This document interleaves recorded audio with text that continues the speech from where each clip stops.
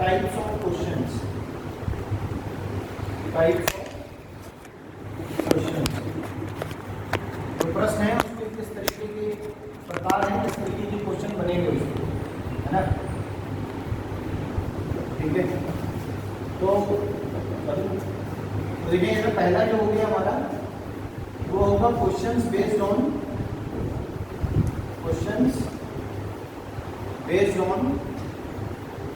Puzzle form, questions based on puzzle form. दूसरा जो हमारा होगा वो होगा questions based on coded form, clear है बात। और तीसरा जो हमारा होगा वो होगा questions based on indicating form,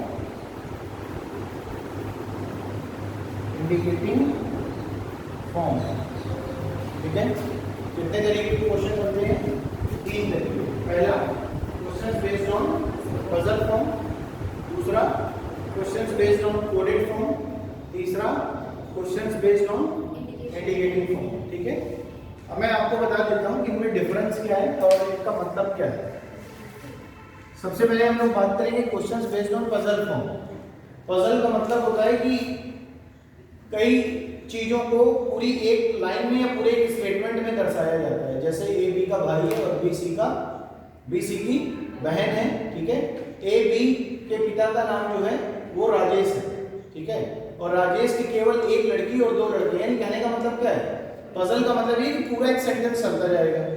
अब सेंटेंस 1 लाइन का भी हो सकता है, 2 लाइन का भी हो सकता है, 3 का भी हो सकता है और 5-10 का भी हो सकता है, ठीक है। तो क्या हमें टाइप समझ में आ गई कि questions based on puzzle form किस तरीके का होगा कि एक सेंटेंस होगा बड़ा सा, उसी में आपको रिलेशनशिप दी गई होगी और आपको फिगर बनाना होगा और आंसर फाइंड आउट करने होंगे। दूसरा हमारा जो है questions based on coded form. Coded form का मतलब ये है कि जो क्वेश्चंस हैं वो कोड के रूप में दिए गए होंगे, यानी कि एक आपको डायरेक्शन दे दिया जाएगा, एक आपको निर्देश दे दिया जाएगा और इस निर्देश में बोला जाएगा कि @ है, प्लस है, डिवाइड है, माइनस है, इनटू है, स्टार है, हैशटैग है, ऐसे बहुत सारे सिंबल्स होंगे और सिंबल्स से कोई ना कोई रिलेशन बोल दिया जाएगा और उस सिंबल्स के अकॉर्डिंग हमें रिलेशन को सेट करना है, ठीक है। तो ये हमारा, जैसे कि हमें पता चल रहा है, कोडेड का मतलब है कि किसी सिंबल से कोड किया जा रहा है किसी रिलेशनशिप को। Questions based on indicating form का मतलब है कि जब आप किसी व्यक्ति की ओर क्या करते हैं, पॉइंट आउट करते हैं, यानी किसी व्यक्ति की ओर इशारा करते हैं और उसके संबंध को बताते हैं, उसके रिलेशन को बताते हैं, this is called indicating form, clear है बात। तो जब किसी की ओर इशारा किया जाएगा तो इंडिकेटिंग, जब कोई कोड से रिलेशनशिप होगी तो कोडेड, और जब कोई पूरा एक स्टेटमेंट होगा बड़ा सा तो पजल फॉर्म, ठीक है। अब देखिए ना, अब अगर हम लोग ब्लड रिलेशन पढ़ रहे हैं तो इसके लिए हमें एक चीज समझना जरूरी है कि सबसे पहले अगर मैं बात करता हूं, यहां पर 2 चीजें होती हैं। देखो, एक होता है जनरेशन गैप, ठीक है। अब जनरेशन गैप 2 तरीके से होते हैं। पहला, एक तो होता है वर्टिकल और दूसरा आपका होता है हॉरिजॉन्टल। वर्टिकल और हॉरिजॉन्टल। वर्टिकल और हॉरिजॉन्टल का मतलब क्या है समझना। जब हम एक पीढ़ी से किसी दूसरी पीढ़ी की बात करते हैं तो जो भी जनरेशन गैप होगा वो हमेशा कैसे चलेगा, हॉरिजॉन्टल चलेगा, सॉरी वर्टिकल चलेगा। और जब सेम जनरेशन वाला होगा तो कैसे चलेगा, हॉरिजॉन्टल चलेगा। हॉरिजॉन्टल का मतलब आपको पता है कैसी, एक सीधी लाइन है ना, यानी स्लीपिंग लाइन जिसे हम कह सकते हैं, ठीक है।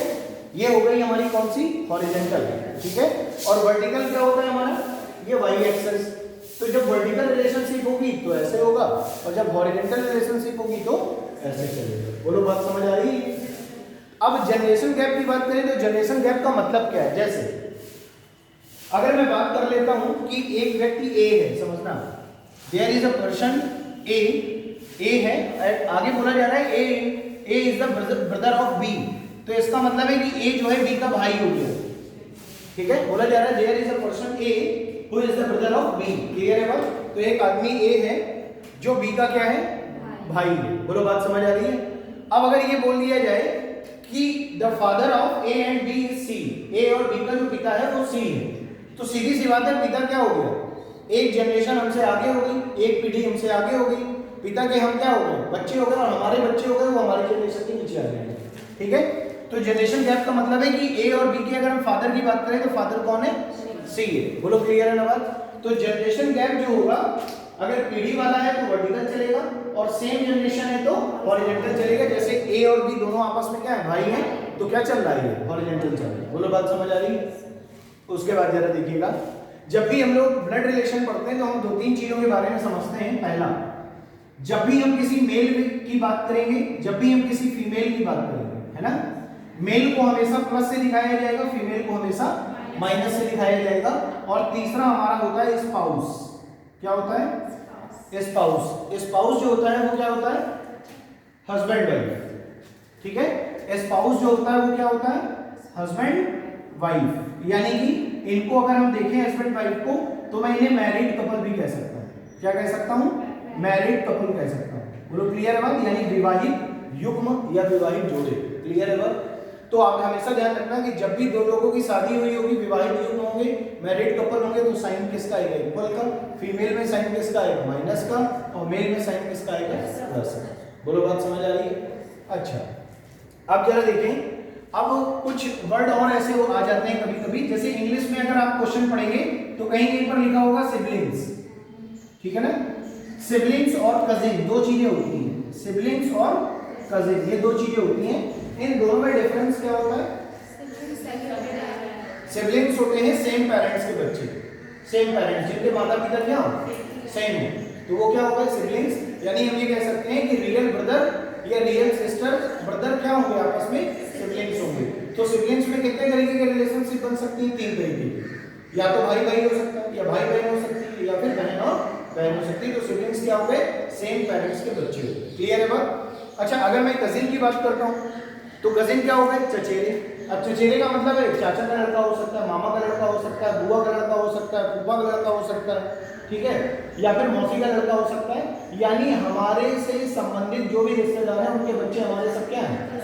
कजिन ब्रदर हैं या कजिन सिस्टर हैं। ठीक है। अच्छा, जब भी बात रिलेशनशिप की होती है, जब भी बात रिश्तेदारी की आती है, जब भी बात रिलेशनशिप की होती है, रिलेशनशिप कहां से बनी होगी? बताओ, रिश्तेदारी कहां से बनी होगी? कैसे बनी होगी रिश्तेदारी? शादी करने से। ठीक, और बताइए, शादी नहीं करेंगे तो रिलेशनशिप नहीं होगी? मदर से या फादर से, सीधी सी बात है। मान लो हमारी शादी नहीं हुई तो क्या हमारा किसी से कोई संबंध नहीं होगा? होगा। चाचा होंगे, मौसी होंगी, बुआ होंगी, फूफा होंगे, मामा होंगे। ठीक है। तो जो मेन रिलेशनशिप का जो मुद्दा है वो डिपेंड करता है पेरेंट्स पर। किस पर डिपेंड करता है? पेरेंट्स पर करता है। यानी कि अब पेरेंट्स हमारे 2 तरीके के होते हैं, है ना। अब आप ये मत कहिएगा कि जिन्होंने पैदा किया है वो पेरेंट्स हो गए और एक जिन्होंने पाला पोसा वो पेरेंट्स हो गए। पेरेंट्स 2 हैं, एक तो फादर और दूसरी मदर। पेरेंट्स में तो दोनों आ गए, मम्मी पापा, है ना। जब भी कभी भी पेरेंट्स मीटिंग बुलाई जाती है तो चाहे पिताजी आ जाए, चाहे मम्मी आ जाए, और चाहे भैया आ जाए, भैया को भी एज अ पेरेंट्स काउंट कर लिया जाता है कि जो भी आपसे बड़े वो आपके पेरेंट्स हैं। पेरेंट्स का दूसरा मतलब ये होता है कि जिसकी देखभाल में बच्चे रहते हैं वो पेरेंट्स। समझ आ रही है बात? तो अगर हम माता पिता की बात कर रहे हैं तो 2 तरीके की रिश्तेदारी भी बनेगी। एक तो मम्मी वाले होंगे रिश्तेदार और एक पापा वाले होंगे। तो पापा वाले जितने भी रिश्ते हैं, मैं बहुत इन डिटेल नहीं जा रहा हूँ, थोड़ा ऊपर आपको बता दे रहा हूँ। जितने भी पिताजी के रिश्ते हैं वो सब पैटर्नल होंगे और जितने भी माता जी के रिश्ते हैं वो सब मैटरनल होंगे। अब जैसे मामा को भी अंकल कहेंगे और चाचा को भी अंकल कहेंगे इंग्लिश में। तो बड़ी समस्या ये है कि अगर सामने एक आदमी खड़ा कर दिए मेरे अंकल हैं, तो अगला व्यक्ति मुझसे पूछेगा भैया अंकल मतलब समझ में नहीं आया। मामा है तो नहीं, चाचा है तो इंग्लिश मीडियम वाले बच्चे के अंदर ये डाउट हो सकता है, भैया उसने तो अंकल पढ़ा। लेकिन फिर हम उसको बताएंगे कि यार ये जो व्यक्ति सामने खड़ा है ये मेरा मैटरनल अंकल है, यानी मेरे मामा है, मम्मी के भाई। और अगर ये पैटर्नल अंकल है तो चाचा है। अगर मेरे दादाजी हैं, पिता के पिताजी हैं तो क्या होगा? Paternal grandfather. और नाना जी हैं तो मैटरनल ग्रैंडफादर। वैसे मैटरनल ग्रैंडमदर और पैटर्नल ग्रैंडमदर। समझ आ रही बात? तो ये बेसिक रिलेशनशिप जो है ये सबको पता है कि मम्मी के भाई हमारे मामा, मम्मी की बहन हमारी मौसी, पापा के भाई हमारे चाचा, पापा की बहन हमारी बुआ। वैसे ही आंट में भी होगा, है ना। तो आंट में भी यही होगा, मैटरनल और पैटर्नल। मम्मी की तरफ मौसी होगी, पापा की तरफ क्या होगी? बुआ। क्लियर है बात? दूसरा, मान लो अगर मेरी कोई बेटी है और उसकी शादी में किसी लड़के से करता हूँ तो मेरा क्या हो जाएगा? सन इन लॉ हो जाएगा, दामाद। और उसका मैं क्या हो जाऊंगा? फादर इन लॉ हो जाएगा। ठीक है। तो ये नॉर्मल सबको पता है। तो हम लोगों ने टाइप वाइज भी हम लोगों ने समझ लिया है कि कितने तरीके के क्वेश्चन बनते हैं, 3 तरीके के क्वेश्चन बनते हैं। क्लियर है ये बात? ठीक, अब हम लोग पहले वाले टाइप के क्वेश्चंस को सॉल्व करना सीखेंगे। ठीक है, तो मैं क्वेश्चन बोलूँगा, आप लोग क्वेश्चन शॉर्ट फॉर्म में लिख लीजिएगा, पूरा लिखने की आवश्यकता नहीं है। ठीक है, चलिए तो मैं क्वेश्चन आपको दे रहा हूँ, बोल रहा हूँ।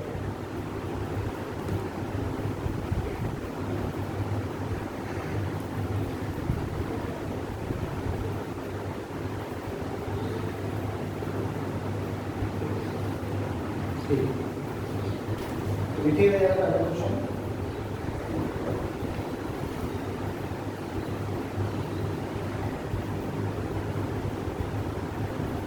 देखिए, के एस की बहन है, के एस की बहन है,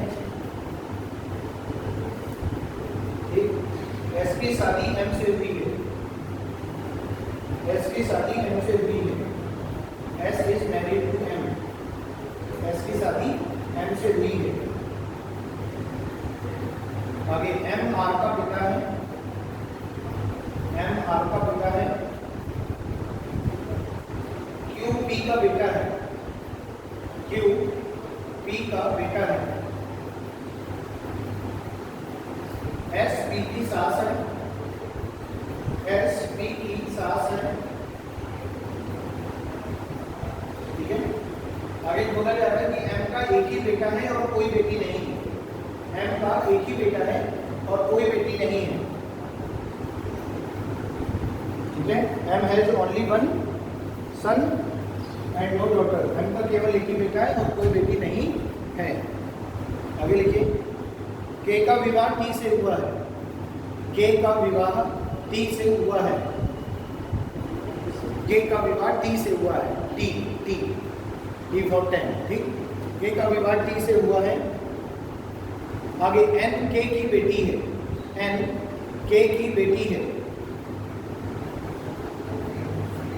तो बताइए पी एम से किस प्रकार संबंधित है, तो बताइए पी एम से किस प्रकार संबंधित है, तो बताइए पी एम से किस प्रकार संबंधित है। क्लियर है बात? देखेंगे समझना। तो सबसे पहले हम लोग क्या करेंगे, सबसे पहले हम लोग फिगर बनाएंगे क्वेश्चन का, है ना। तो देखिए क्वेश्चन में क्या बोला जा रहा है, क्वेश्चन में बोला जा रहा है कि के एस की बहन है ना। तो हम लिख सकते हैं के is the sister of S, के एस की बहन है। तो के का जेंडर क्लियर हो गया कि के क्या होगी, फीमेल होगी। तो के के ऊपर माइनस लगा दिया, एस के ऊपर अभी कोई सिंबल नहीं लगाएंगे, ना तो प्लस ना माइनस, क्योंकि एस ब्रदर है कि सिस्टर है अभी पता नहीं, लड़का लड़की के बारे में। आगे देखिए, आगे बोला जा रहा है एस की शादी एम से हुई है। देखो एस और एम ये दोनों क्या हो गए, मैरिड कपल हो गए। एस और एम दोनों क्या हो गए, मैरिड कपल। और मैरिड कपल यानी स्पाउस में इक्वल का साइन। अभी भी जेंडर क्लियर नहीं है कि एस पत्नी है कि एम पत्नी है, कि एस हस्बैंड है कि एम हस्बैंड है ना, अभी क्लियर नहीं है। आगे जरा देखिए क्या बोला जा रहा है, आगे बोला जा रहा है कि एम आर का पिता है, एम आर का पिता है। देखो अगर एम आर का पिता है तो इसके बच्चे जो है जनरेशन गैप में इससे नीचे आएंगे। अगर एम आर का पिता है तो एम में प्लस हो गया और एस माइनस हो गया, क्योंकि एम हस्बैंड हो जाएगा, फिर एस का तो एस वाइफ हो गई, है ना। आगे बोला जा रहा है क्यू पी का बेटा है, क्यू। देखें अब क्या यहाँ कहीं पर आपको क्यू नजर आ रहा है, क्या पी नजर आ रहा है, नहीं आ रहा ना, तो उसको अलग बना दो। क्या बोला जा रहा है कि क्यू जो है वो पी का बेटा है, तो क्यू जो है पी का बेटा है। तो क्यू का जेंडर क्लियर हो गया कि ये मेल है, और पी का जेंडर क्लियर नहीं है कि पी माँ है कि पिता है।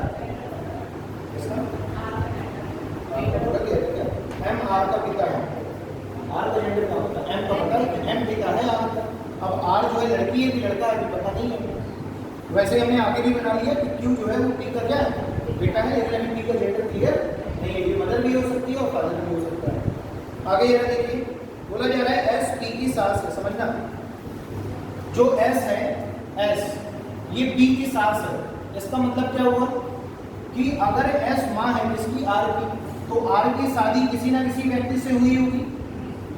ठीक है, अब आर की शादी किसी व्यक्ति से हुई होगी, आपको पता है, तभी तो एस सास बन पाएगी। बोलो। अब यही आपसे देखो आगे बोला जा रहा है क्या कि S जो है वो P की सास है, तो इसका मतलब यहाँ पर कौन आ गया P, तभी तो ये P की सास बन पाएगी, क्योंकि R तो इसकी संतान है M की। अब ये लड़का है कि लड़की अभी नहीं मुझे पता, अगर ये लड़की है तो इसकी शादी P लड़के से हुई होगी और ये P की सास होगी, और अगर ये लड़का है तो ये लड़की होगी और उसकी सास क्या होगी, S होगी। और एक चीज आपको और पता है कि P का बेटा Q है, इसका मतलब है R और P की एक संतान है जिसका नाम क्या है, Q, ये प्लस है। अभी R और P में से दोनों में से किसी का जेंडर क्लियर नहीं है। आगे जरा देखते हैं, आगे ये बोला जा रहा है कि S P की सास है। आगे M का एक ही बेटा और कोई बेटी नहीं है। देखो M का एक ही बेटा है और कोई बेटी नहीं है, इसका मतलब है M और S की संतान कौन थी, R। अब बोला जा रहा है कि M has only one son, clear है, पर एक ही लड़का और कोई लड़की नहीं है, तो ऑलरेडी ये क्या हो गया, लड़का। और अगर ये लड़का हो गया तो P क्या होगी, माइनस, यानी कि ये फीमेल हो जाएगी, क्लियर है, पत्नी हो जाएगी। आगे बोला जा रहा है K का विवाह T से हुआ है। अब देखो K कहाँ है ये, अब K का विवाह किससे हुआ है, T से, तो T क्या हो जाएगा, मेल, क्योंकि K फीमेल है। आगे देखो क्या बोला जा रहा है, N K की बेटी है। देखो N जो है वो K की बेटी है, यानी कि T और K की एक संतान है N, जो कि कौन सी है, लड़की की बात हो रही है, क्योंकि माइनस सिंबल है, क्लियर है बात। आगे देखिए बोला जा रहा है तो P का M से क्या संबंध है। देखो बोला क्या जा रहा है, how is P related to M, P का M से संबंध है। देखो P ये है, M ये है, यानी कि M के लड़के की पत्नी है, इसकी बहू हो गई, और अगर इसकी बहू हो गई तो हम कह सकते हैं कि डॉटर इन लॉ, क्या हो गई, डॉटर इन लॉ, लड़के की वाइफ, क्लियर है बात, ठीक।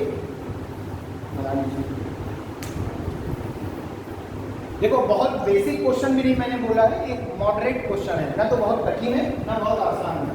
अब मॉडरेट इसलिए है, उसका रीजन ये है कि अगर मैं बहुत बेसिक से बताऊंगा तो फिर पूरी क्लास में चैप्टर नहीं हो पाएगा, और थोड़ा सा अगर मॉडरेट से थोड़ा एक दो डिफिकल्ट एक दो मॉडरेट करा देंगे तो बहुत अच्छा समझ में आ जाएगा, ठीक।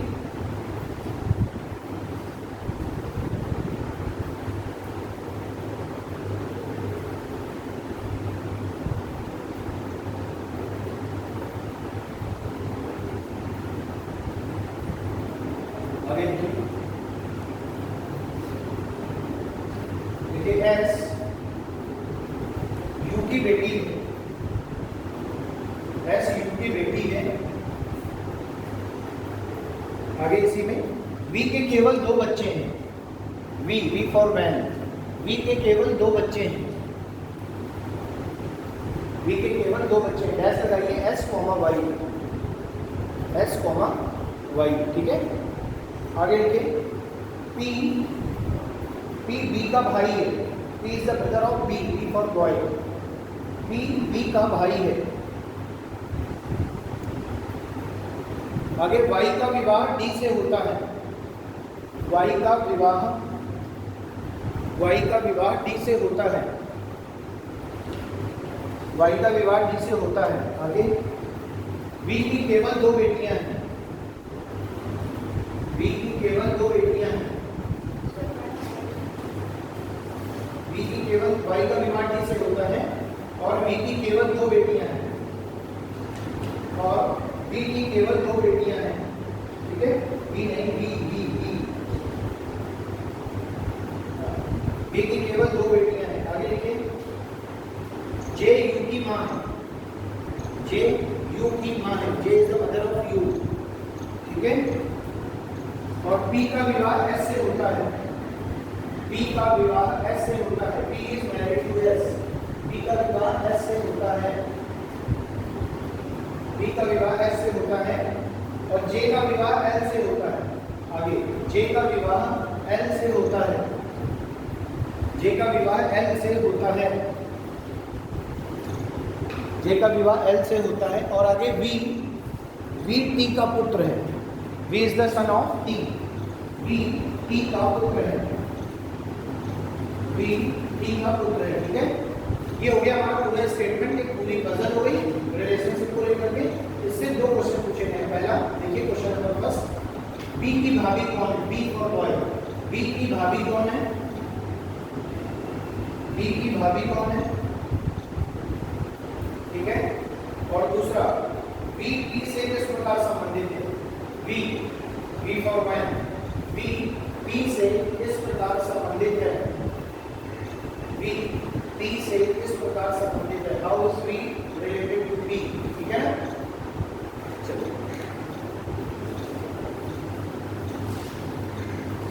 देखते हैं समझिए। देखो क्या बोला जा रहा है भाई, एस यू की बेटी है, समझना, एस यू की बेटी है, तो ये हो गया S is the daughter of U. Clear है बस। आगे बोला जा रहा है वी के केवल 2 बच्चे हैं, एस और वाई, ऐसे लिख लूं, वी यहां लिख लिया, वी के केवल 2 बच्चे हैं, एक एस और 2 दूसरा वाई। क्लियर है बस। आगे ये बोला जा रहा है कि पी बी का भाई है, पी बी का भाई है, अलग बनाना पड़ेगा, कहीं पी भी नजर नहीं आ रहे, तो बोला जा रहा है पी बी का भाई है, तो P is the brother of B हो गया। क्लियर है बस, पी बी का भाई हो गया। आगे क्या बोला जा रहा है, आगे बोला जा रहा है कि वाई का विवाह डी से होता है ना, वाई का विवाह डी से होता है। तो देखो ये जो वाई है, वाई का विवाह किससे हुआ है, डी से हुआ है, जैसे हमने बना लिया कि वाई का विवाह डी से हुआ, तो इक्वल का साइन आ गया। अब आगे बोला जा रहा है वी की केवल 2 बेटियां हैं, ये बताओ, ये वी है, वी के 2 बच्चे एस और वाई थे, और वी की अगर केवल 2 बेटियां हैं तो ये दोनों क्या हो गई, लड़कियां, और अगर वाई की शादी डी से हुई है तो डी इसका हस्बैंड हो गया, तो ये हो गया प्लस, तो एक फिगर ये बन गया मेरा यहाँ से यहाँ तक, क्या कि वी की 2 बच्चे हैं एस और वाई दोनों लड़कियां, और वाई का रिश्ता डी से हुआ है, D is the husband of Y. Clear है बात। और नीचे वाले में ये दिखाया जा रहा है कि P is the brother of B और S is the daughter of U. Clear है बात। अब आगे और पढ़ेंगे, आगे की जानकारी लेंगे। देखो क्या बोला जा रहा है, जे यू की माँ है, जे यू की माँ है, यू ये है, तो इसका मतलब है जे इसकी माँ हो गई, तो एक जनरेशन इसके ऊपर चली गई, तो जे यू की माँ हो गई। आगे बोला जा रहा है पी का विवाह एस से होता है, देखो एस ये हो गया, तो पी यहाँ क्या, पी का विवाह एस से होता है, S is the daughter of you की, तो पी इज द क्या हो जाएगा, सन इन लॉ ऑफ यू। ठीक है, आगे यार देखिए, आगे बोला जा रहा है पी का विवाह एस से होता है और जे का विवाह एल से होता है। देखो जे का विवाह किससे हुआ है, एल से हुआ है, तो L is the husband of J हो गया। ठीक, आगे यार देखिए, जे का विवाह बी टी का पुत्र है, देखो बी जो है वो किसका पुत्र है, टी का पुत्र है, देखो बी टी का पुत्र है। अच्छा देखो एस तो हमने यहाँ बना दिया था ना, एस हमने यहाँ बना दिया। अब ये बताओ, अगर मैं एस बना चुका हूँ और पी का एक भाई, ये टी का भाई था ना पी, तो पी इधर आ गया। अब देखो एस और वाई दोनों बहने हैं, तो जैसे एस यहाँ है तो वाई यहाँ आ जाएगी, और वाई का संबंध डी के साथ हुआ है तो डी प्लस इधर आ गया, इसी के साथ हमने जोड़ दिया। बोलो बात समझ आ रही है। अब देखो कुछ बचा क्या, एक चीज कुछ बच रही है क्या, कि बी जो है वो टी का पुत्र है, बी कहाँ गया हमारा, बी ए है ना, बी टी का पुत्र है, इसका मतलब क्या होगा कि बी टी का पुत्र है। दिया गया क्या रिलेशन, हाँ, तो अगर बी और यू अगर हम ऐसे बना दें तो हमें पता चल गया कि एक यू हो गया एक बी हो गया। अब देखो बी की 2 बेटियां हो गई ना, एस और वाई, और वाई की शादी डी के साथ हुई है और एस की शादी पी के साथ हुई है, और पी किसका भाई था, बी का, यहाँ तक हमने बना दिया। अब बोला जा रहा है जो बी है वो किसका पुत्र है, टी का, तो इसका मतलब है कि ये अगर पुत्र है तो ये बेटा हो गया प्लस, और इसकी शादी यू से हुई है तो ये माइनस हो गई, और बी के पिता कौन हो गए, बी के पिता हो गए टी, सॉरी बी इसकी संतान है टी की। अब टी मदर है कि फादर, इसके बारे में जानकारी हमें नहीं है। तो जो मैंने ऐसे एरो बनाया है ना, इसको आप सीधे एरो बना के भी लिख सकते, क्योंकि जगह नहीं है इसकी बनी इधर नहीं। तो क्या मेरा पूरा फिगर बन गया ना। अब देखिए क्वेश्चन में पूछा जा रहा है कि बी की भाभी कौन है ना, तो देखो बी का भाई कौन है, पी, और पी की वाइफ कौन है, एस, तो आंसर क्या हो गया, एस, एस जो है भाभी होगी किसकी, बी। क्लियर है बात। और दूसरा क्वेश्चन में क्या पूछा जा रहा है, बी, बी किससे, पी से, देखो पी जो है पी से किस प्रकार संबंधित है, पी, तो देखो पी की पत्नी ये हो गई और पत्नी की ये क्या हो गया, पिता हो गया, तो फादर इन लॉ हो गया ना, तो P is the father in law of P. Clear है बात। तो दूसरे क्वेश्चन का आंसर हो गया फादर इन लॉ, यानी कि ससुर, और पहले क्वेश्चन का आंसर हो गया एस। क्लियर है ना बात। तो इस तरीके से पूरा हम अलग अलग छोटे छोटे डायग्राम्स को बना करके मेन डायग्राम्स में क्या करते हैं, सेट करते हैं कि एक पूरा कॉम्बिनेशन बन जाए। ठीक है ना।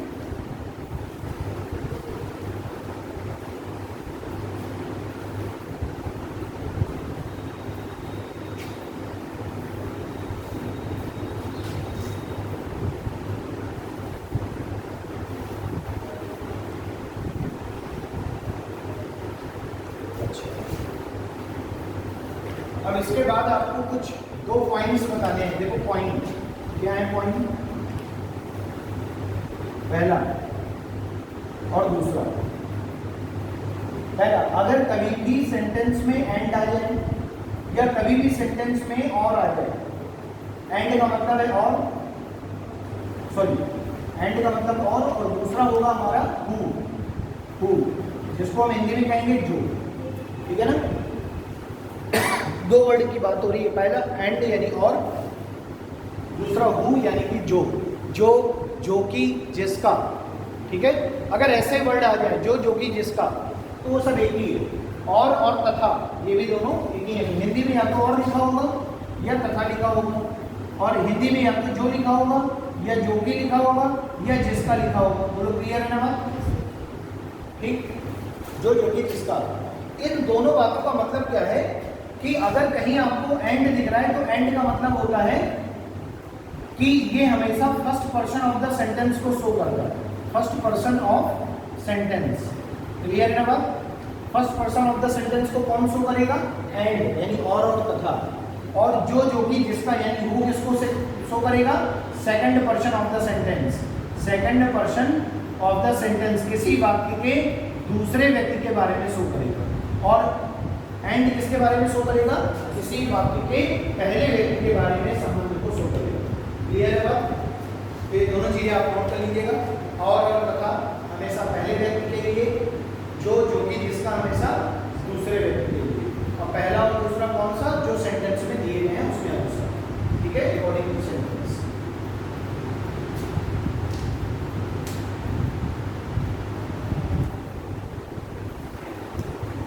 आइए क्वेश्चन पे चलते हैं।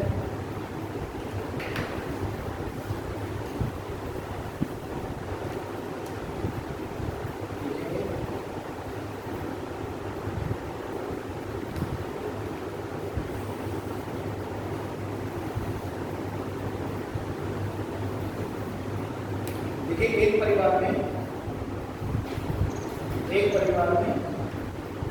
6 व्यक्ति, एक परिवार में 6 व्यक्ति P, Q, R, S, T, U, P, Q, R, S, T, U 6 व्यक्ति हैं। परिवार में दो पिता, 3 भाई, परिवार में 2 पिता 3 भाई और 1 माँ है। परिवार में 2 पिता 3 भाई और 1 माँ है, ठीक है। आगे देखिए, आर यू की बहन है, क्यू टी का पति का भाई है, क्यू टी के पति का भाई है, क्यू टी के पति का भाई है, क्यू टी के पति का भाई है, ठीक। और आगे एस पी का पिता है, एस पी का पिता है और यू का दादा है, एस पी का पिता है और यू का दादा है, ठीक है। एस पी का पिता है और यू का दादा है। क्वेश्चन नंबर फर्स्ट, परिवार में माँ कौन है, परिवार में माँ कौन है, परिवार में माँ कौन है। क्वेश्चन नंबर 2, परिवार में कुल कितने पुरुष हैं, how many males in the family, ठीक है। परिवार में कुल कितने पुरुष हैं, परिवार में कुल कितने पुरुष हैं, ठीक है ना। देखो, किसी फैमिली की बात हो रही है, कितने लोग हैं, 6। कौन कौन से, P, Q, R, S, T और U, 6 लोग हो गए। अब देखो, क्वेश्चन में क्या बोला जा रहा है कि कितने पिता हैं, 2 फादर हैं, 1 मदर है और 3 भाई हैं, 3 ब्रदर हैं। क्लियर है बात। ये हमें गिवन डेटा है हमारा, इसको ध्यान में रख के फिगर बनाएंगे। अब जरा देखिए, शुरुआत में आपसे बोला जा रहा है कि ये हो गया ना, आर यू की बहन है, समझना, R is the sister of U, तो आर के ऊपर माइनस आ गया क्योंकि ये फीमेल है और यू भाई है, मैं अभी नहीं। आगे बढ़ेंगे, बोला जा रहा है क्यू टी के पति का भाई है, क्यू टी के पति का भाई है। देखो, टी हो गई फीमेल, क्योंकि टी का एक क्या होगा, हस्बैंड होगा और इसका एक भाई होगा, और वो जो भाई है वो कौन है? क्यू। क्यू टी के पति का भाई है। बोलो, क्यू टी के पति का भाई हो गया। तो अगर ये पति है तो ये भी मेल ही होगा, इसलिए मैंने प्लस लगा दिया। अब ये व्यक्ति कौन है, नाम क्या है, ये नहीं पता। ठीक, आगे बढ़ते हैं। आगे ये बोला जा रहा है आपसे कि एस पी का पिता है। एस पी का पिता है। देखो अभी यहाँ नहीं पर एस पी दिख रहा है, नहीं है, तो एस पी का पिता है। S is the father of P. S P का पिता हो और यू का दादा है। एस पी का पिता है और यू का दादा है, यानी कहने का मतलब है और किसके लिए आ रहा है, second person of first person of the second. बोलो, और भी रहता है ना, और किसके लिए आता है, first person of the sentence. और सेंटेंस में पहला व्यक्ति कौन है, एस है। तो एस जो है वो पी का पिता है और यू का क्या है, दादा है। तो इसका मतलब है कि यू का ये दादा हो गया कौन, एस। बोलो, यू का दादा हो गया एस। इसके ऊपर साइन नहीं लगेगा, एस के ऊपर लगेगा, क्योंकि ये दादा है तो ये मेल हो गया। अब इसकी संतान हो गई पी। समझ आ रही बात? अब पी क्या है ये मुझे नहीं पता है। अब दादा चूंकि बोल दिया गया है तो दादा क्या होगा, दादा का मतलब है कि पिताजी के पिताजी। तो ये ऑलरेडी क्लियर हो गया कि ये भैया यू के क्या होंगे, पिताजी। तो इसका मतलब है इसके ऊपर के साइन कौन सा आ गया, पी। तो वही हमने सेंटेंस पूरा पढ़ा कि एस पी का पिता है और यू का दादा है। तो अगर यू का एस दादा हो गया तो इसका मतलब इसकी एक संतान पी है और पी की संतान यू है। अब चूंकि यू का दादा है तो इसका मतलब है पिताजी के पिताजी। तो ये ऑलरेडी मेल हो गया। बोलो, क्लियर है बात? अच्छा, अब जरा देखो, अब अगर मैं पूरे सिस्टम को सेट करूं तो देखो यहाँ आर आ गया, यहाँ यू आ गया। अब यू के ऊपर देखो क्या लिखे हैं, एस और टी, ये लिखे हैं ना। तो यू के ऊपर मैं इधर लिख दे रहा हूँ कि पी यू का पिता हो गया और पी का पिता हो गया एस। बोलो, बात समझ आ रही? और एक देखो, 4 लोग बैठ गए ना, 1 2 3 4 लोग बैठ गए और कितने लोग बाकी हैं, 2 लोग बाकी हैं। समझना? तो ये 2 लोग किस पोजीशन में ऐसे आ सकते हैं कि बीच में एक व्यक्ति आ जाए जो यहाँ पर आ जाए। बोलो भाई, टी और क्यू के बीच में एक आदमी आना चाहिए। अब देखो, टी और क्यू के बीच में अगर एक आदमी तुम इसके आगे रखोगे तो टी और क्यू 2 आदमी तो ये हो गए, एक बीच में 3 ही हो गए और 4 ही हो गए, 7 हो जाएंगे। लेकिन परिवार में तो 6 ही लोग हैं ना, तो आप इधर रख सकते हो। तो कहाँ रख सकते हो, केवल टी के आमने सामने। इसका मतलब है कि टी की शादी हुई थी पी से, इससे, और पी का भाई कौन था, क्यू। तो ये पूरा फिगर है। बोलो, बात समझ आ रही है? अब देखो 6 के 6 लोग मेंटेन है। यू का दादा एस है और पी यू का पिता है, आर यू की सिस्टर है और टी के पति का भाई क्यू है और टी का पति हो टी। समझ आ रही बात? क्योंकि अब यू एस दादा था तो इसका मतलब है टी क्या रहा होगा, यू का पिता रहा होगा, तभी वो दादा रहा होगा। ये पूरा फिगर बन गया। क्वेश्चन में पहला क्वेश्चन क्या पूछा गया है, परिवार में माँ कौन है, who is the mother of the family, in the family T. T mother किसकी, आर और यू की। अभी मुझे यू का जेंडर देखो क्लियर नहीं है, तो यू का जेंडर क्लियर नहीं है, कैसे पता चलेगा? देखो बोला जा रहा है 2 पिता हैं, 2 पिता हो गए। पहला पिता हो गया पी, ये यू का है, और पी के पिता जी हो गए एस। एक माँ टी हो गई।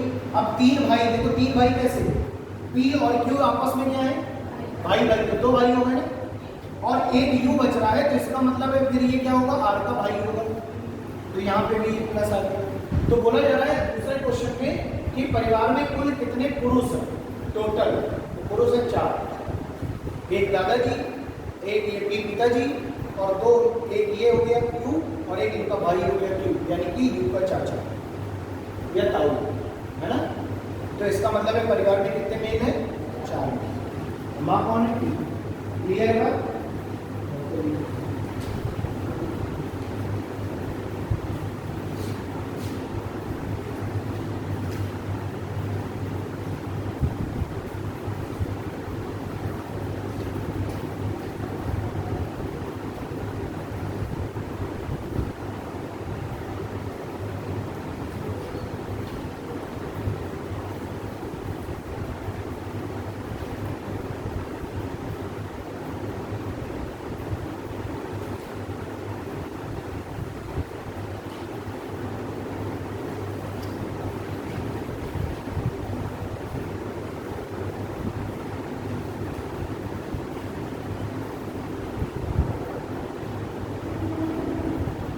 ठीक है,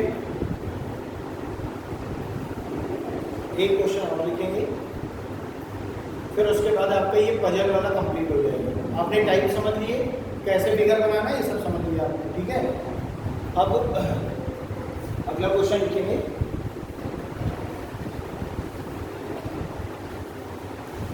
अच्छा, एक चीज और समझो, जैसे मैं ये कह दूं आर पी का बेटा है, तो R is the daughter, R is the son of P हो जाएगा। ठीक, और बोला जाएगा कि पी संतान है एस और एम की, एस और एम की। तो एस और एम क्या हो गए? Married couple.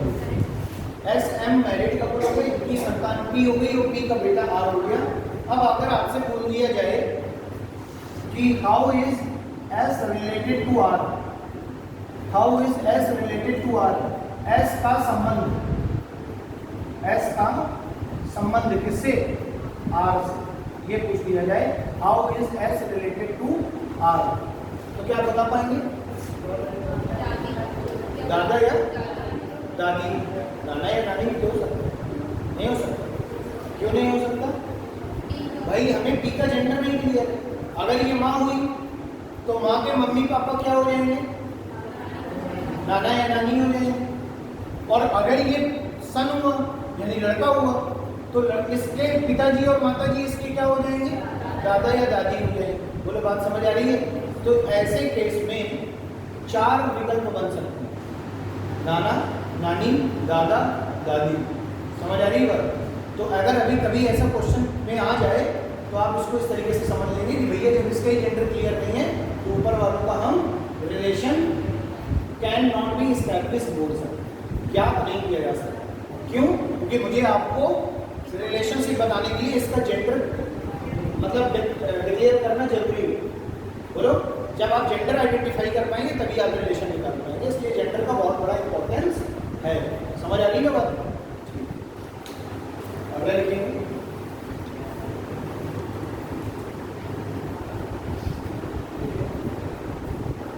ए बी सी डी ई और एफ। कैसे एफ का लिखेंगे? ए बी सी डी ई और एफ चेक कर लेता हूं। A B C D E F एक परिवार के सदस्य हैं, एक परिवार के सदस्य हैं।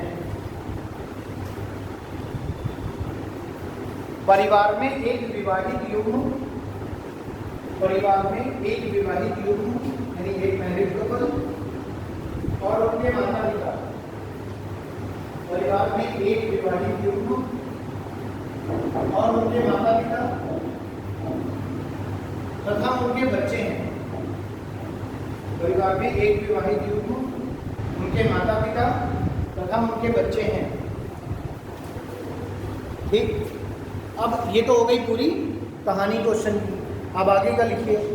ए सी का पुत्र है, ए सी का पुत्र है, वह ई ए की पुत्री है, वह ई ए की पुत्री है, वह ई ए की पुत्री है। डी एफ की पुत्री है, डी एफ की पुत्री है जो ई की मां है। एफ डी की पुत्री है, सॉरी डी एफ की पुत्री है जो ई की मां है। डी एफ की पुत्री है जो ई की मां है, जो ई की मां है। ठीक है, अब देखो क्वेश्चन को बनाने से पहले मेरे मन में एक पूरा फिगर स्ट्रक्चर तैयार हो गया। कैसे? क्वेश्चन में ये बोला जा रहा है कि एक विवाहित युग्म, उनके माता पिता और उनके बच्चे यानी टोटल लोग 6 हैं। तो हमने मान लिया इस तरीके से बना लिया हमने। देखो एक और एक ये सब कॉलम या ब्रैकेट, ताकि हमें पता है कि ये दोनों क्या हो गए? Married couple. और मैरिड कपल होंगे और इनके माता पिता होंगे, तो ये माता पिता हो गए। तो मैरिड कपल तो ये हो गया बीच इधर वाले, यानी एक लड़का और लड़की की शादी हुई, उनके मम्मी पापा के बारे में बात हो रही है और बोला जा रहा है इनके बच्चे हैं। तो बच्चों में भी कितने आ गए? 2, क्योंकि टोटल लोग 6 हैं। तो मैरिड कपल विवाहित युग्म 2 लोगों से मिलकर बना, उनके माता पिता 2 और हो गए, तो बचे हुए 2 व्यक्ति जो हैं वो इन आगे दे रहा है, देखिए क्वेश्चन में हम पढ़ेंगे तो बोला ये जा रहा है कि ए सी का पुत्र है व ई ए की पुत्री है। देखो ए सी का पुत्र है तो ये सी रख दिया और ये ए रख दिया। क्यों? बोला जा रहा है क्या कि ए सी का पुत्र है, तो ये हो गया ए मेल, ए सी का पुत्र है, ठीक है, व ई ए की पुत्री है। अब ए की पुत्री यानी डॉटर कौन हो गई? ई, वो कहाँ जाएगी? इसके नीचे, तो ये हो गई ई और इसके ऊपर साइन माइनस। क्लियर है? आगे बोला जा रहा है डी एफ की पुत्री है, डी एफ की पुत्री है, डी एफ की पुत्री है। देखो डी जो है वो किसकी पुत्री हो गई? एफ की, यानी कि D is the daughter of F. आगे क्या बोला जा रहा है? जो ई की माँ है, जो क्यों कौन? एफ। एफ किसकी माँ है? ई की। तो ई के पिता है ए और ए की शादी किसके साथ हुई है? इसका मतलब एफ। तो यानी ये एफ क्या हो गई? माइनस, क्योंकि ये फीमेल होगी। बोलो, तो ई जो है पुत्री हो गई किसकी? एफ की। और डी किसकी भी डॉटर है? एफ की, तो डी भी यहाँ आ गई। बोलो, बात समझ आ रहा है? अब कौन बचा? बी बचा, तो बी कहाँ चला जाएगा? यहाँ।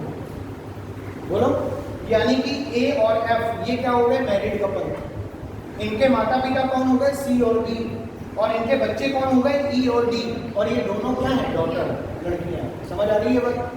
आगे देखिए क्वेश्चन में आपसे पूछा क्या गया था? परिवार कैसे ए का एफ से क्या संबंध है? पहला क्वेश्चन है कि परिवार में माता पिता कौन है? माता पिता, तो क्या हो जाएंगे?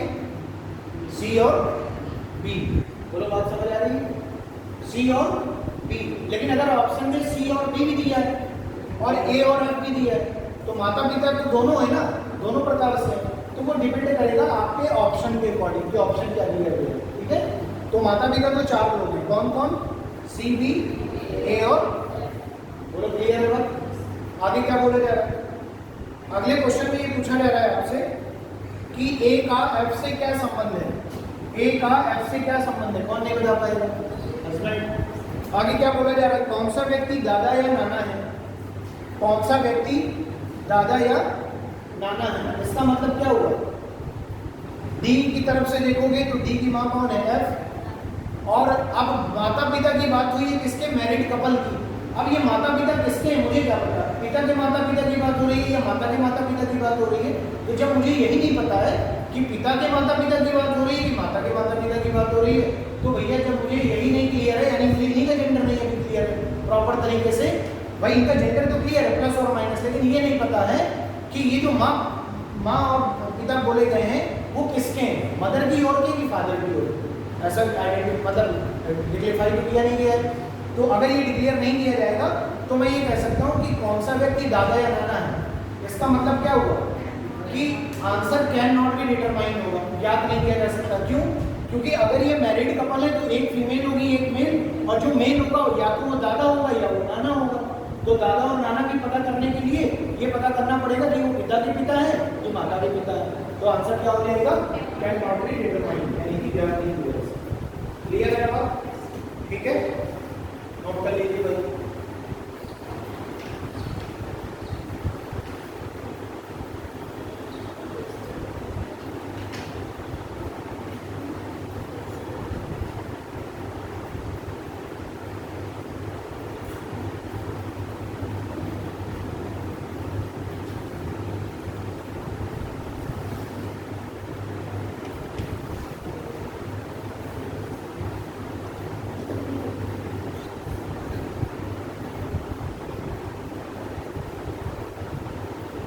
ठीक है,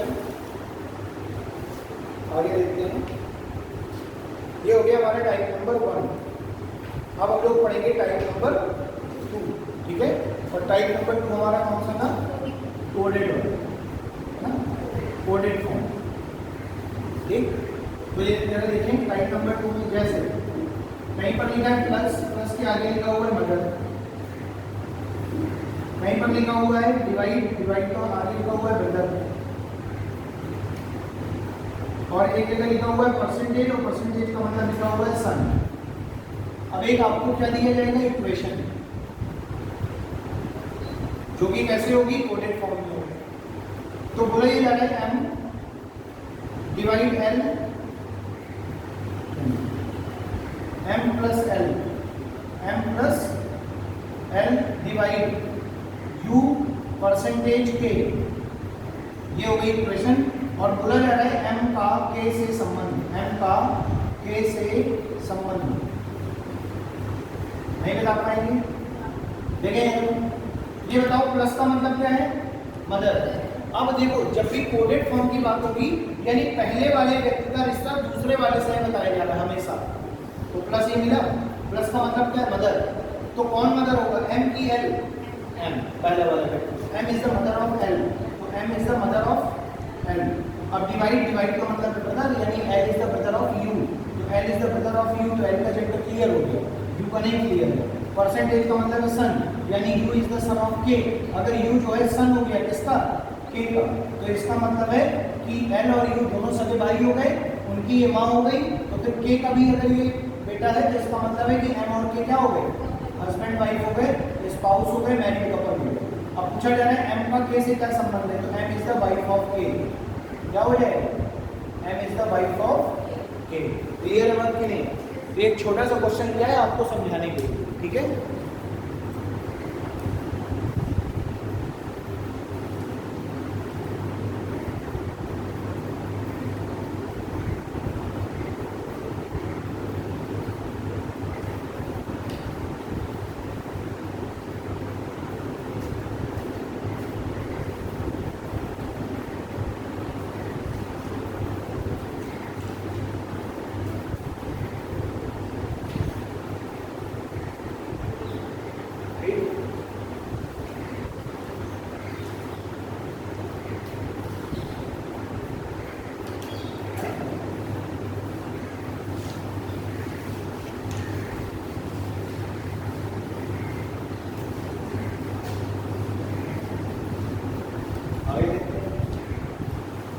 नेक्स्ट वाले में क्या बोला जाता है समझना।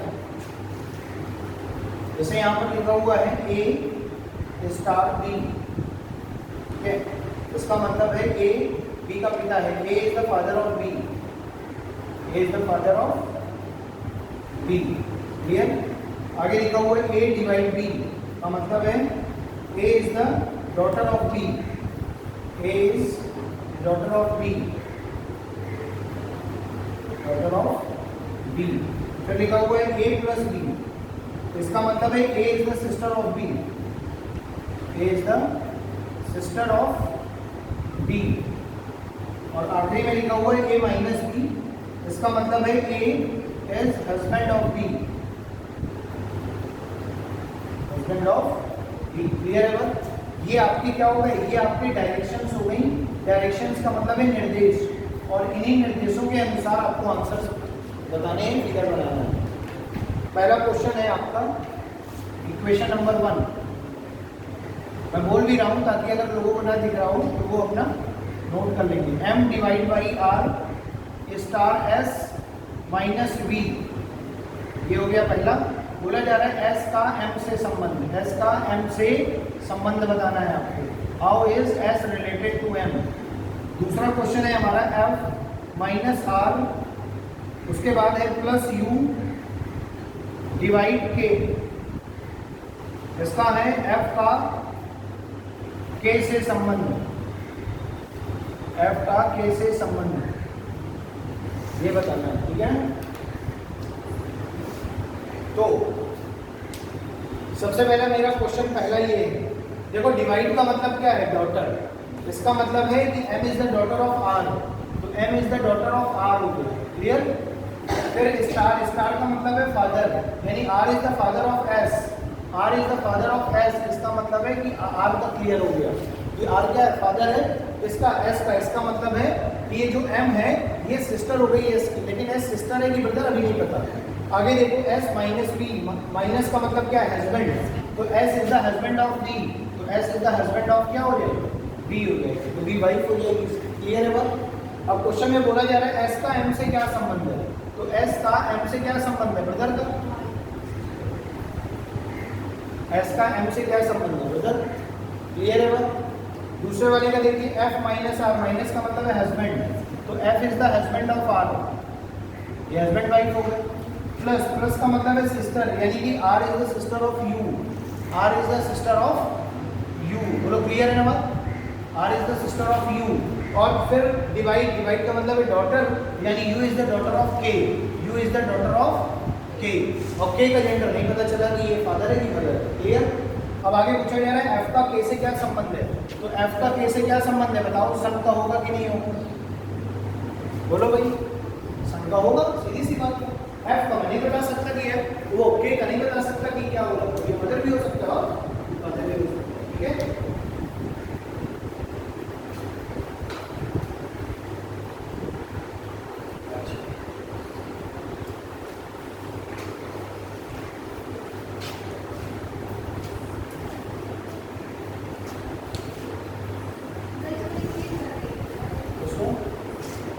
सेकंड वाले को उसको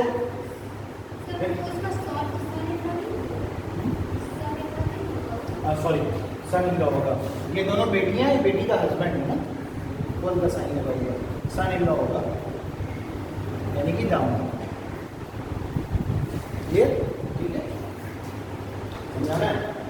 देखो F माइनस आर, माइनस का मतलब क्या है बेटा, यहाँ से देखो हस्बैंड, तो F क्या हो गया, R का हस्बैंड, तो F मेल हो गया, R फीमेल हो गई, और इक्वल का साइन जो कि शादीशुदा जुड़े हैं। आगे बोला जा रहा है R प्लस यू, अब प्लस का मतलब दोनों क्या होता है, सिस्टर, यानी R U की सिस्टर हो गई, तो R is the sister of U। ठीक, अभी U का जेंडर नहीं दिया है, अब U डिवाइड के, और डिवाइड का मतलब है डॉटर, यानी U is the daughter of K, तो U लड़की हो गई किसकी, K की, तो K की दो लड़कियां हो गई ना, एक तो R हो गई और दूसरी U हो गई, और R का हस्बैंड F हो गया, तो F जो है K से किस प्रकार संबंधित है, सन इन लॉ यानी कि दामाद। बोलो क्लियर है, ठीक, समझ में आ रहा है, क्या नाम सुनी, समझ में आ रहा है, पक्का बताना, झूठ ना बोलो, आ रहा है, ठीक है। अच्छा, अब देखिए जब कोडेड वाला फॉर्म होता है ना, तो कोडेड वाले फॉर्म में पहला टाइप तो ये है कि हमको डायरेक्शंस दे दी गई, इक्वेशन दे दी गई, और इक्वेशन का संबंध बताना है कि किसका किससे क्या संबंध है, तो फिगर बना के फाइंड आउट कर लेंगे। कभी कभी क्वेश्चन को उल्टा बोल दिया जाता है, घुमा के बोलेगा, आप देखो कैसे बोलेगा, समझना। जैसे अगले क्वेश्चन में बोला जा रहा है डायरेक्शंस आपकी यही है, मतलब स्टार का मतलब अभी भी फादर है, डिवाइड का मतलब अभी भी डॉटर है, प्लस का मतलब अभी भी सिस्टर है, और माइनस का मतलब अभी भी हस्बैंड है। तो डायरेक्शंस क्या हो गई, सेम, प्रीवियस क्वेश्चन के तरीके से सेम। ठीक है, अब देखो नए क्वेश्चन में क्या पूछा जा रहा है, समझना। बोला जा रहा है which of the following, which of the following, which of the following will prove that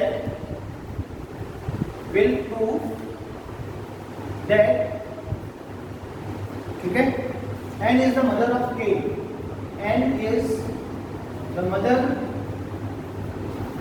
of k। Clear है, देखो भाई पूरा ये जा रहा है कि which one of the following, नीचे दिए गए जो समीकरण हैं चार, उनमें से कौन सा ये प्रूफ करता है, ठीक है, कि n k की क्या है मान, समझना। अब देखना, अब मैं नीचे आपको चारों ऑप्शंस लिख दे रहा हूँ, ठीक है। पहला, ये बहुत अच्छी ट्रिक है, आपको बताने जा रहा हूँ, हमेशा काम आएगी। देखो ए नंबर बोला ये जा रहा है k प्लस एल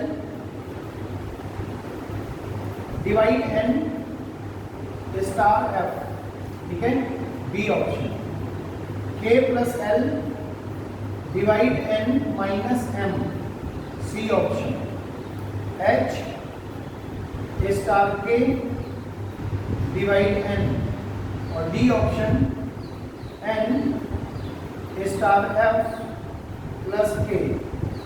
हो गई चार, कर लो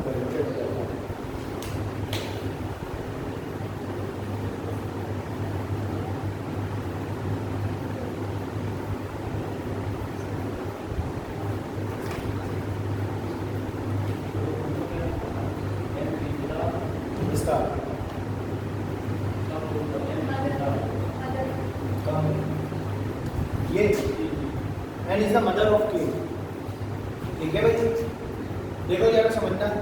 अच्छा एक बात बताओ, अब देखो अब एक लॉजिकल बात को सोचेंगे हम, बोला ये जा रहा है कि n is the mother of k, इसका मतलब है कि n k की मां है, और अगर n k की माँ है तो n का जेंडर क्लियर हो गया, n का जेंडर हो गया फीमेल, फीमेल हो गया ना। अब n अगर फीमेल है तो n कभी भी मेल हो सकता है क्या? नहीं। अगर राम लड़का है तो राम कभी लड़की हो सकती है क्या? नहीं हो सकती। वही चीज सेम चीज है कि अगर किसी का जेंडर क्लियर हो गया तो उसका जेंडर चेंज नहीं हो सकता, तो इसका मतलब है कि n का जेंडर फीमेल है।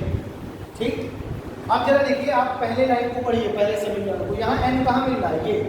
अब यहाँ क्या लगा? स्टार, और फिर क्या लिखा? f।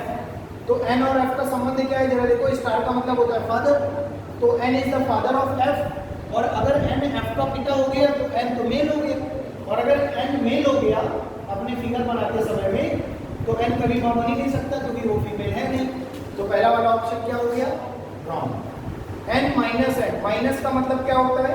हस्बैंड, तो यहाँ तो n m का पति हो गया, और अगर n is the husband of क्या हो गया? m हो गया, तो फिर क्या ये फीमेल है? नहीं है, तो ये भी क्या हो गया? रॉन्ग। अब यहाँ पे लास्ट में n लिखा है, तो n का संबंध नहीं बता सकते, k का संबंध n से बता सकते हैं, लेकिन n का संबंध बताने के लिए आगे एक लेटर और होना चाहिए, जो कि है नहीं, तो इसको छोड़ दो। अब यहाँ देखो n स्टार f, और स्टार का मतलब है फादर, तो यानी n is the father of f। तो अगर n f का पिता हो गया तो ये मेल हो गया, मेल हो गया तो ये भी गलत हो गया, यानी कौन सा ऑप्शन सही हो जाएगा? Option number C. अब बना के देखते हैं, देखो स्टार का मतलब है फादर, यानी h is the father of k, h is the father of k। अब देखो जरा, डिवाइड n, और डिवाइड का मतलब होता है डॉटर, है ना, यहाँ पर। तो k is the daughter of n, यानी k डॉटर हो गई n की। देखो अगर h k का पिता है और k n की बेटी है, इसका मतलब है h और n की आपस में क्या हुई है? शादी हुई है, और ये आपस में क्या है? Married couple. तो देखो बन गया कि n is the mother of k, हो गई कि नहीं? बोलो क्लियर है बात? तो जब भी ऐसे क्वेश्चन करने के लिए आएंगे तो हम कैसे चेक करेंगे? अकॉर्डिंग टू जेंडर, जेंडर को चेक करने के बाद हम विकल्प पर जाएंगे। तो देखो भाई, किसी भी क्वेश्चन को सॉल्व करने के लिए दो चीजें इंपॉर्टेंट है। पहला, अगर आपके सामने चार ऑप्शन है तो चार ऑप्शन मतलब केवल एक ही एग्जाम ऐसा है जिसमें 5 ऑप्शन है। कौन सा? यूपीएससी में ऐसा कौन सा एग्जाम है जिसमें 5 ऑप्शन है? बीसीएस में आते हैं। और बताइए, देखिए सिर्फ और सिर्फ 2 एग्जाम ऐसे हैं जिसमें 5 ऑप्शन है। पहला बीसीएस, दूसरा बैंक। 2 ही एग्जाम ऐसे हैं जिसमें कितने ऑप्शन होते हैं? 5। बाकी कोई भी पेपर दीजिए, सब में 4 ऑप्शन। समझ आ रही है? तो सबसे बड़ी समस्या ये है कि जब ऐसे क्वेश्चन अगर मान लो आते हैं तो जिसमें 4 विकल्प हैं, और अगर मान लो मेरे पास टाइम नहीं है क्वेश्चन को लगाने का, वैसे मेरे पास अगर मान लो 1 मिनट का टाइम है, तो मैं ये मेथड क्यों चेक करूंगा? आराम से बढ़िया फिगर बनाऊंगा सबका, और तसल्ली से एकदम टिक करूंगा कि बिल्कुल गलत होने के चांसेस ना रहे। लेकिन अगर मेरे पास टाइम कम है तो मैं जेंडर के आधार पे एक बार थोड़ा सा आइडिया गेस करके टिक मार सकता हूँ। अगर 4 ऑप्शन है तो 25% पॉसिबिलिटी आपके क्वेश्चन के सही होगी। बताओ, 4 में से कोई एक ही तो सही होगा, तो 100% में 25% यानी 25% की प्रोबेबिलिटी बन रही है। लेकिन अगर 5 ऑप्शन है तो 20% की प्रोबेबिलिटी बन रही है। लेकिन अगर मैं जेंडर के आधार पे 4 विकल्पों में से 2 विकल्प काट लूं तो 50% प्रोबेबिलिटी है मेरे क्वेश्चन के सही होने की, क्योंकि 2 में तुक्का तो मारा जा सकता है। भारत के प्रथम राष्ट्रपति डॉक्टर राजेंद्र प्रसाद और पंडित जवाहरलाल नेहरू में मुझे कंफ्यूजन है, लेकिन आगे सच्चिदानंद और आगे जो है सिन्हा जी के बारे में मैं कंफर्म नहीं कर सकता हूँ। समझ आ रही है बात? तो तुक्का भी मारना है तो उसके लिए हमें लॉजिकल तुक्का मारना है, ताकि 1-2 ऑप्शन तो मैं अपने दिमाग से कहीं ना कहीं से कट कर दूं कि ये नहीं हो सकता। समझ आ रही बात? तो वही इस तरीके से अगर हमारे पास टाइम कम है तो मैं जेंडर चेक कर लूंगा, और टाइम भरपूर है तो जेंडर चेक करने की कोई आवश्यकता नहीं, पूरा फिगर बनाना चाहिए। ठीक है, वो आपके टाइम के ऊपर। अच्छा, लेकिन समस्या इस बात की है कि कभी कभी क्या होता है, एग्जामिनर भी बहुत होशियार है। एग्जामिनर ने पहले ऐसे क्वेश्चन डाले जिसमें अगर बच्चे ने इस तरीके से सोचा होगा या उसको टीचर ने बताया होगा कि जेंडर चेक कर लेना, तो पहले उसने 3-4 बार डाले ऐसे क्वेश्चन, और लड़का आराम से 5 सेकंड के अंदर टिक करके आगे बढ़ जाता था। भाई 4 विकल्प, ज़्यादा से ज़्यादा तुम्हें कितना सेकंड लगा था चेक करने में? 2 सेकंड एक क्वेश्चन में, तो 8 सेकंड में खत्म। एग्जामिनर ने कुछ दिन बाद सोचा कि यार बच्चा मुझसे ज़्यादा एडवांस हो गया, तो फिर मैं एग्जामिनर किस बात पर? तो फिर उसने एक दूसरा तरीका ढूंढा। क्या? उसने 3 ऑप्शन ऐसे सेट किए जिसमें तीनों में फीमेल आ रहा है, लेकिन माँ सेट नहीं हो रही है। एक में सिस्टर सेट हो रही है, एक में भौजाई सेट हो रही है, और एक में चाची सेट हो रही है, और एक में मौसी सेट हो रही है। समझ आ रही बात? तो क्या भाभी फीमेल नहीं है? क्या आंटी फीमेल नहीं है? समझ आ रही बात? क्या मौसी फीमेल नहीं है? तो उसने 3 में सेट कर दिया फीमेल, तुमने चेक किया तीनों फीमेल निकल रही है। लेकिन मदर वाला केस किसी एक में बन रहा होगा, तो अब आपको क्या करना पड़ेगा? क्लियर बनाए। तो एग्जामिनर ने भी दिमाग लगाया कि अरे यार बच्चा टाइम बचा रहा है और पूरे नंबर लेके जा रहा है, तो उसने जो है क्या कर दिया, ऐसे ऑप्शन सेट कर दिए जिसमें आपकी मजबूरी फंस गई कि आपको क्या करना है, विकल्प से हल करना पड़ेगा, मतलब फिगर बनाना। ठीक है ना? तो आगे बढ़ते हैं। एक क्वेश्चन नोट कर लिया ना?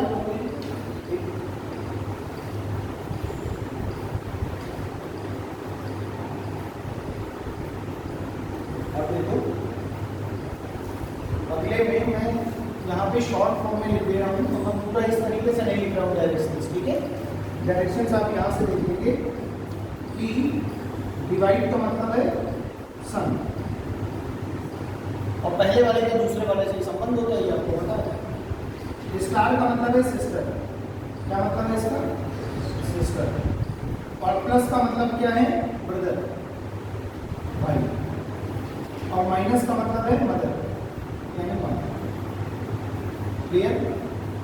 अब अगले क्वेश्चन में बोला जा रहा है कि निम्न में से किसका अर्थ है कि एस टी का पति है? एस टी का पति है, एस टी का पति है। क्लियर है?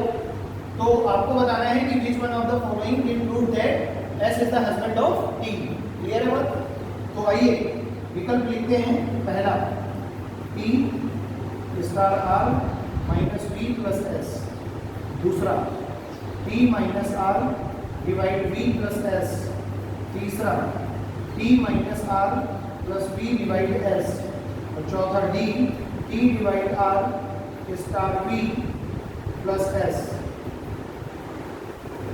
ठीक? अब तुम्हें क्या ढूंढना है इसमें कि एस टी का पति है। अच्छा एक बात बताओ, if S is the husband of T then we can say कि एस का जेंडर क्या है? मेल है। और अगर एस का जेंडर मेल है तो एस का फीमेल नहीं बनना चाहिए फिर समीकरण में। देखो यहाँ क्या लिखा है? एस, एस तो आखिरी में लिखा है, एस का जेंडर बता पाओगे क्या? नहीं, टी का बता पाओगे। या क्या ये विकल्प हो सकता है? अभी पॉसिबिलिटी है। कहाँ मुझे जेंडर पता चल रहा है इसमें? यहाँ पे भी है आखिरी में, यहाँ पर भी है आखिरी में।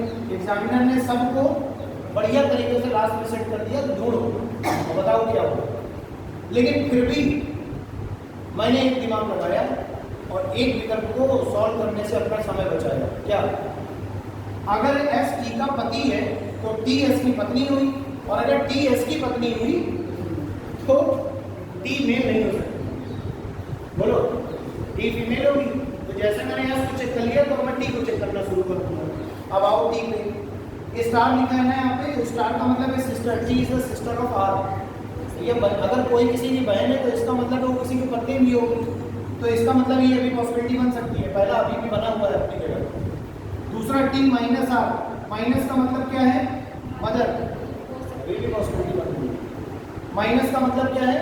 मदर, बन रही है। और यहाँ टी डिवाइड आर, और डिवाइड का मतलब है सन, यानी कि T is the son of are.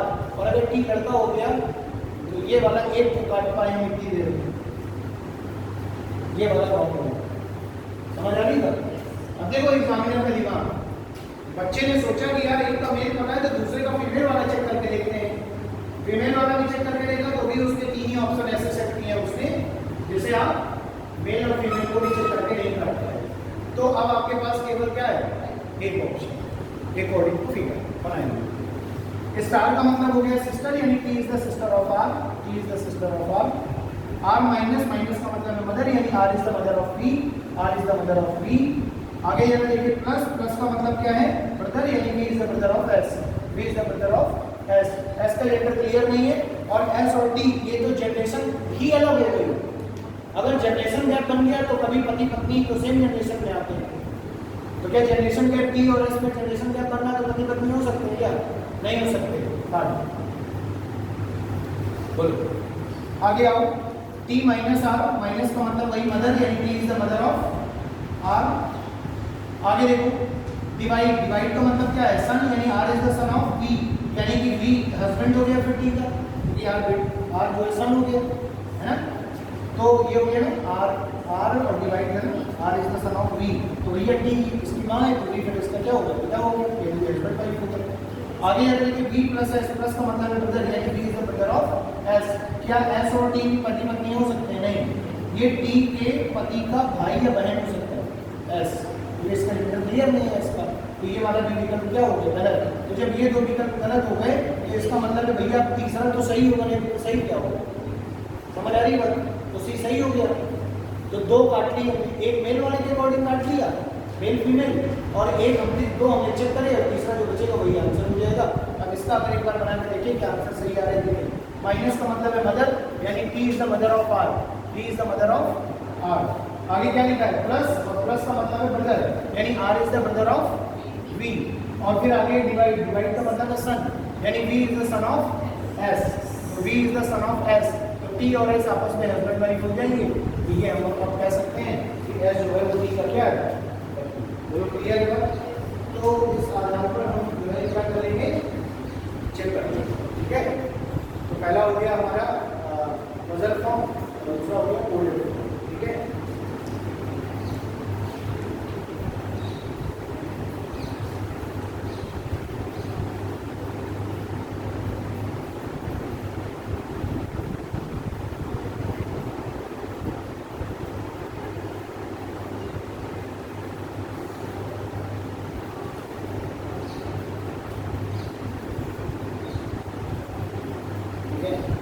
कभी कभी जनरेशन गैप के अकॉर्डिंग भी चेक कर लेते हैं, जनरेशन गैप भी बनाया जाता है, वहाँ पे जनरेशन गैप में plus minus plus plus one minus one plus one minus one लिखा जाता है, ठीक है। लेकिन अब वो अपना टाइम नहीं है और उतना बताने का मतलब भी नहीं है, क्योंकि वो जो जनरेशन गैप चेक करने के आधार पर क्वेश्चन बनता है वो बैंकिंग में क्वेश्चन कौन लगा, ठीक है। तो अगर किसी को, जैसे मैंने दो चैप्टर पढ़ा दिए हैं आपको, पिछली क्लास में क्या पढ़ाया था मैंने, रैंकिंग एंड ऑर्डर, है ना, या ऑर्डर एंड रैंकिंग ऐसे कर सकते हैं, ठीक है ना, रैंकिंग और ऑर्डर। और दूसरा आज हम लोग क्या पढ़ना है, ब्लड रिलेशन, ब्लड रिलेशन, ठीक है ना। अगर आपको अच्छे लेवल के क्वेश्चन करने हो, बढ़िया बेहतरीन, तो आप मुझे पर्सनली इस नंबर पे मैसेज कर दीजिएगा, हाई लिख करके, ठीक है, और नीचे अवेलेबल लिख दीजिएगा। तो मैं जो चैप्टर मैंने आपको पढ़ाया है उसकी मैं आपको शीट दे दूँगा, बेहतरीन अच्छे क्वेश्चन थे तो आप प्रैक्टिस कर लीजिए, ठीक है। तो ये मेरा नंबर है, इस नंबर पे आप अगर आपको शीट चाहिए हो तो मैसेज करें, और ना चाहिए हो तो कोई ज़रूरी नहीं है, ठीक है। तो वो आपके ऊपर है, अगर आपको प्रैक्टिस करनी है तो आप उसमें मैसेज डाल दीजिएगा, मैं आपको शीट शेयर करूँगा, ठीक है। अब वो पर्सनली इसलिए नंबर देना पड़ रहा है क्योंकि अभ्युदय यूपीएससी वाला जो ग्रुप है उसमें केवल एडमिन को अलाउ मैसेज करना, नहीं तो मैं अभी शीट शेयर करूँगा, ठीक। तो ये तो हो गई भाई दो टाइप के क्वेश्चन की बात, और लास्ट जो बचा है वो है क्वेश्चन बेस्ड ऑन इंडिकेटिव, ठीक है। तो फटाफट इंडिकेटिव फॉर्म की हेडिंग डालो, एक तो क्वेश्चन बता देता हूँ ताकि उससे आपको एक आइडिया मिल जाए क्वेश्चन किस तरीके से।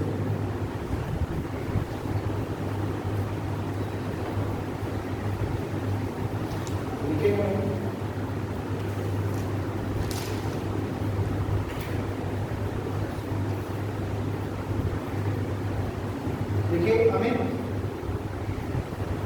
अमित ने रोहित का परिचय,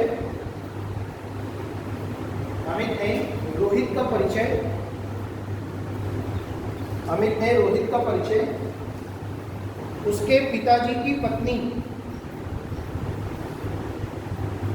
अमित ने रोहित का परिचय उसके पिताजी की पत्नी, उसके पिताजी की पत्नी के इकलौते भाई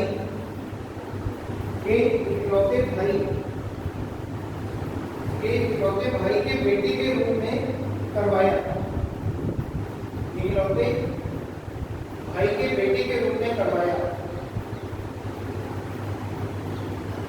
तो रोहित अनिल से किस प्रकार संबंधित है, तो रोहित अनिल से किस प्रकार संबंधित है, तो रोहित अनिल से किस प्रकार संबंधित है।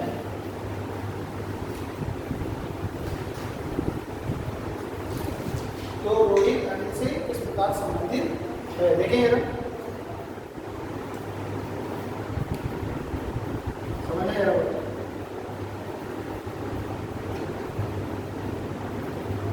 देखिए बोला ही जा रहा है कि अमित ने रोहित का परिचय, देखो अमित और यहाँ पे कौन है, रोहित।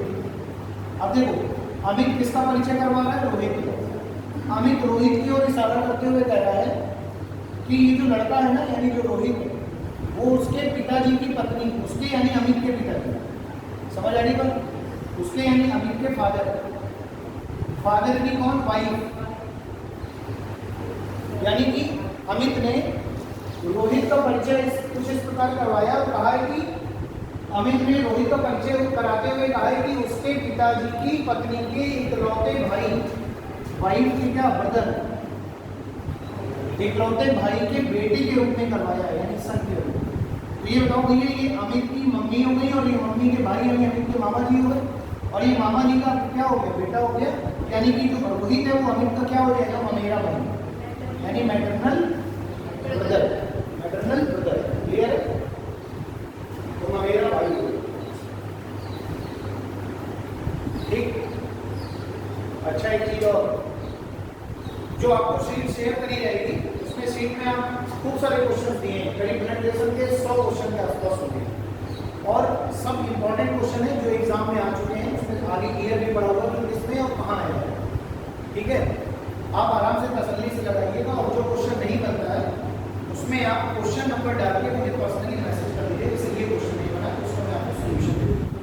अब उसमें ध्यान क्या देना है, अब जैसे मान लो कि किसी ने क्वेश्चन लगाए, अब मान लो 100 में से 20 क्वेश्चन नहीं बने, तो इकट्ठा एक ही दिन में 20 का मैसेज कर देना, फिर पॉसिबल ही नहीं कि आपको 20 क्वेश्चन के आंसर दिए जा सके। और मैसेज करने के तुरंत बाद ये मत मैसेज कर देना कि सर जल्दी बताइए। कहने का मतलब ये है कि आपने मैसेज कर दिया, मैंने नंबर देख लिया, जब भी मेरे पास फ्री टाइम होगा, क्योंकि अब कोई जरूरी नहीं होता, आपने मैसेज कर दिया, मान लो मैं रास्ते में हूँ तो मैं कॉपी पे लेकर तो बैठा नहीं कि मैं तुरंत सॉल्व करने लगूंगा। तो जब मैं इत्मीनान से घर पे बैठूंगा, शाम को क्वेश्चन का सोल्यूशन आपके पर्सनल नंबर पे मैसेज करूँगा, फोटो खींचिए तो आप ले लेंगे, ठीक। ये ऐसा हो जाता है आपको कि बच्चे से कह दिया कि भैया तुम पूछ सकते हो, तो पूछ सकते हो का मतलब को पता चला कि 11:30 बजे फोन मिला रहा है, सर जी ये थोड़ा ज़्यादा सीन का क्वेश्चन नंबर ये बता दीजिए। अब पता चला मास्टर साहब आधी नींद में है, उन्होंने कुछ का कुछ बता दिया है, ठीक। तो ऐसा ना करें, कृपया उचित टाइम में मैसेज करें जिसमें आंसर दिया जा सके, ठीक है। तो एक क्वेश्चन और लिख लो, फिर इसकी कहानी खत्म करते हैं। देखिए, एक तस्वीर की ओर इशारा करते हुए रमन ने कहा, एक तस्वीर की ओर इशारा करते हुए रमन ने कहा, एक तस्वीर की ओर इशारा करते हुए रमन ने कहा, मेरा कोई भाई या बहन नहीं, मेरा कोई भाई या बहन नहीं है,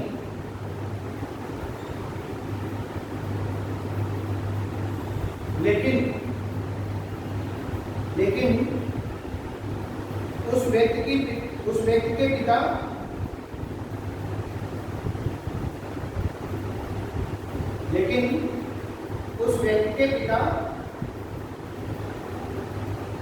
मेरे पिता के पुत्र हैं।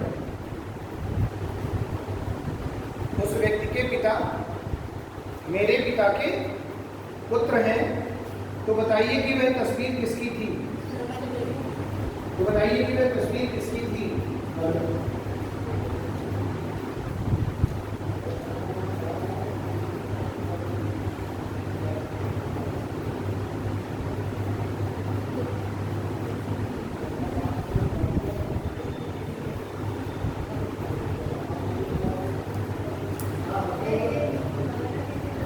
ठीक है, तो किसके बारे में बात हो रही है? खुद के बारे में। ये देखिए क्वेश्चन में बोला जा रहा है क्या कि एक तस्वीर की ओर इशारा करते हुए रमन ने कहा, मान लेते हैं कि ये रमन है, समझना, रमन ने इस तस्वीर की ओर इशारा करते हुए कहा है क्या कि रमन ने फोटो की ओर इशारा करते हुए कहा कि मेरा कोई भाई या बहन नहीं है, ठीक। लेकिन उस व्यक्ति के पिता, किस व्यक्ति के पिता? इस व्यक्ति के पिता फादर, ठीक है। इस व्यक्ति के पिता मेरे पिता के पुत्र हैं, समझना। इस व्यक्ति के जो पिता हैं वो मेरे पिता के क्या हैं? मेरे पिता के पुत्र हैं। बोलो बात समझ आ रही है? तो इसका मतलब क्या हो गया कि रमन ने जिस फोटो की ओर इशारा करके कहा है, क्या कहा है कि जैसे मान लो वो फोटो है, फोटो में किसकी फोटो है ये अभी पता नहीं है, तो उसने फोटो की ओर इशारा करते हुए कहा है कि उस व्यक्ति के पिता मेरे पिता के क्या हैं? पुत्र हैं। इसका मतलब है रमन अपनी ही बात कर रहा है, खुद की। समझ आ रही है बात? तो रमन किसके बारे में बात कर रहा है? अपने बारे में, यानी कि जो तस्वीर है इसमें कौन है? खुद रमन है। बोलो बात समझ आ रही है? तो आंसर क्या हो जाएगा कि रमन स्वयं के बारे में बात कर रहा है, जो तस्वीर बनी है वो किसकी है? रमन की। बोलो क्लियर है? तो इस तरीके के इसमें और बहुत सारे क्वेश्चन हैं, जब आप सीख कर लेंगे तो उसमें और अच्छे अच्छे क्वेश्चन होंगे, ठीक है।